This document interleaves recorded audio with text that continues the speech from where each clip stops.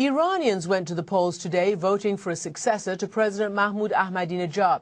After the last presidential election back in 2009, hundreds of thousands of protesters turned out against what they viewed as an election rigged to ensure Ahmadinejad's election. I was there, of course, at that time and witnessed a brutal crackdown which caused more than 100 deaths and imprisoned hundreds of activists and journalists. Indeed, many of them have been rounded up and jailed again now in order to prevent a repeat of those demonstrations. This year, Iranians who want reform have united behind a former nuclear negotiator and cleric, Hassan Rouhani, and he's in a tough race with the hardline conservative candidates favoured by the regime. CNN's Burnett is in Tehran and she has the latest. Well, Christian, it's been pretty interesting. Throughout the day, the mood has been one of a lot of enthusiasm, and more than some people expected. You know, we weren't expecting the polling stations to be busy until the end of the day. We went to a polling station right around lunchtime. It was incredibly packed, and what we found was a lot of people here in Tehran voting for Mayor Kalibaf.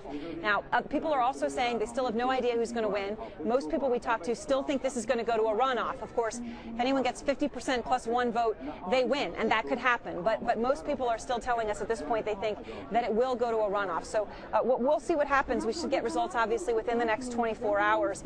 One thing, Christian, before I send it back to you, I do want to emphasize. We went up to Tushal today, the park, of course, as you know so well, up in the mountains north of Tehran, and we found several people up there who weren't voting. And they were unwilling to come on camera.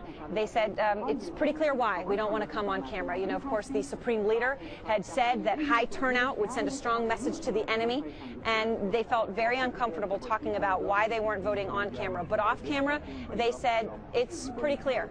We voted before, and it's made no difference, and we don't think it'll make a difference this time. So, yes, turnout is high, at least it seems right now, but there are people who are disillusioned and frustrated, and they are also talking about that. Back to you, Christian.